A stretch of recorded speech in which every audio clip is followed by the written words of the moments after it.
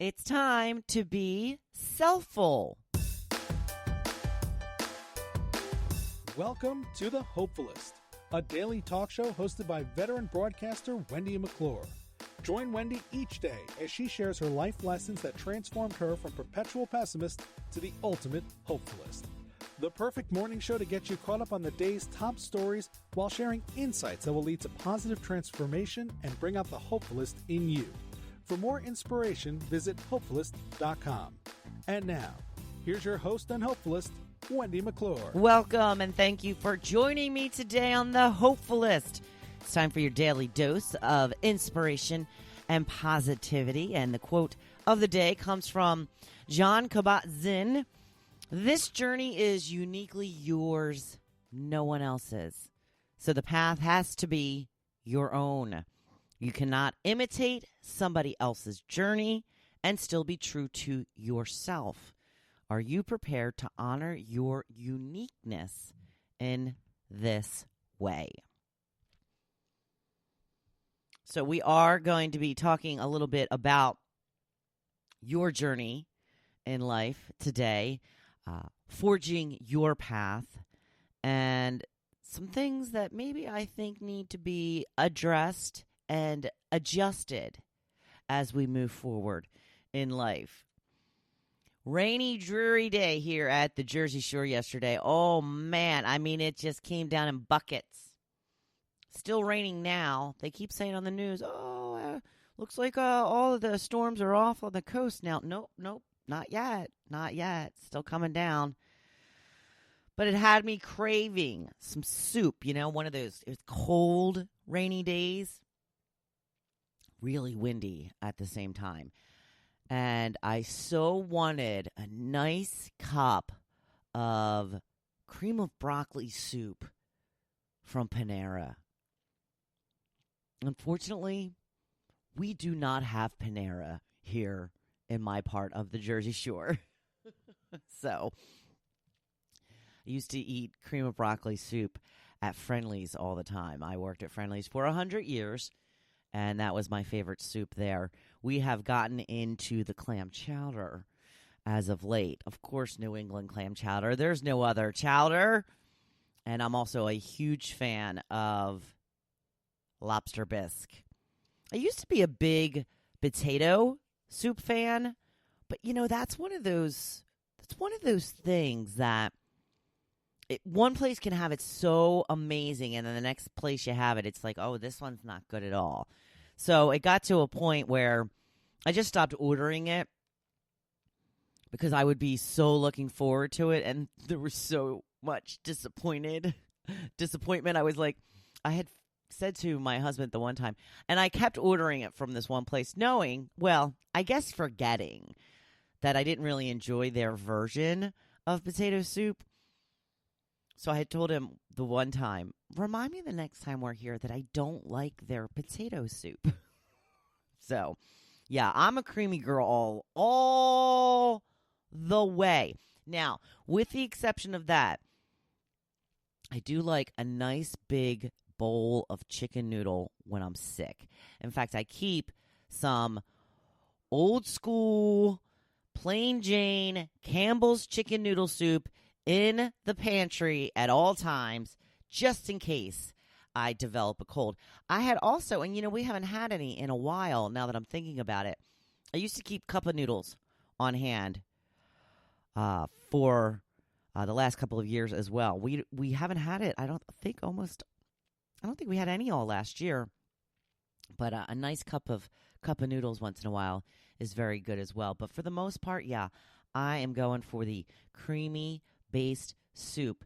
And when it comes to y'all, I wanted to know, do you prefer a broth based soup, or do you like the creamy kind like me? Linda says, I love both equally. Jim says, of course, I love the fattening creamy kind better. Andy says chicken noodle and cream of mushroom and maybe some lobster bisque. Let's see. Denise says broth in the summer, creamy in the winter. So Cheryl says, I agree with Denise. Joanne says, why choose when you can have both creamy broccoli cheddar or brothy pastina? Marcy says creamy, clam chowder, corn chowder, cream of whatever. I love me a good bowl of corn chowder as well. Karen says, unless it's homemade chicken noodle, I like the creamy kind. Angela says broth. Megan says broth. Eve says definitely creamy. Carolyn says, I like broth, flavorful broth. And Eleanor says broth. So, looks like it's pretty even when it comes to our little informal poll of what you would prefer, be it the creamy-based soup, which is really a hearty type soup, which, you know, maybe Denise had a good point where in the summertime when you want something light, not so heavy, a broth-based soup is good. My husband, refuses to eat soup in the summertime. It's so funny. I'll be like, oh, the soup's on sale. He's like, it's July. I'm not eating soup. Let's not forget wonton soup, okay? That is broth-based, and that is delicious. But, of course, I use all of those fried noodles. I use so many fried noodles. I'm always like, whenever we get Chinese food, I'm like, can I get an extra bag of noodles? Because I love to soak up that broth in those yummy, delicious, fried, fattening noodles. Yum. Now I'm hungry. I want soup. I actually did not have any soup yesterday, so maybe I deserve a little cup of soup today. We'll see. The blog post for today is talking about getting self-full. What is self-full, you ask? Well, it's the act of taking care of one's own needs first. Yes, I did make up the word and the definition. It's similar, but not exactly the same as the word selfish. You know, but that word has such a negative connotation that I felt we needed a fresh word that won't evoke such negative emotions. I've done a lot of reading this summer. I've come to conclusions about how women are expected to live our lives and how we actually should be living our lives. What do you think of when you hear the word selfless? A selfless person. Well, it's a person, typically a woman, who puts everyone's needs ahead of their own. As I was reading the book Untamed by Glennon Doyle, she was talking about how people described this way are celebrated. Oh, she's so selfless. She's such a good person. We tend to hold these people in high regard and think they are an example to all of us. Nope, not going there. Disagree wholeheartedly. Why is it encouraged for a woman to put everyone else's needs before her own? I imagine it's great if you have someone in your life who is selfless because they're doing everything you want, putting your needs before their own. But what about them? Why are their needs not important? Let's make selfless a bad word. Being selfful is not the same as being selfish. It's not only about you. Part of your purpose is to help others along their path. Helping others is part of being selfful because you are filling your own cup while helping others do the same. And when your cup is overflowing, it fills others as well, just for the fact that yours is overflowing. It's not about not ever doing what others want. It's about making sure you are doing what is best for you first so you can be your full self to be there for others in the way they need you to be. A good example of this would be your dog. Your dog is probably one of the most selfish creatures in the world, but they also give you so much just by being their own innate nature. They want what they want, but they give in return. It's in their nature. It's not selfish to leave a job you don't love, to want to move to an area where you will be happy, or to make your happiness a priority. I think mothers are the most at risk at not living into themselves selffully. My sister is one of those women who threw herself into motherhood full force. She always wanted to be a mother, did everything she possibly could for her kids. And in response, she has a great relationship with her kids. But about 10 years ago, give or take a few years, she started running as a hobby. It was good to see her do something just for herself.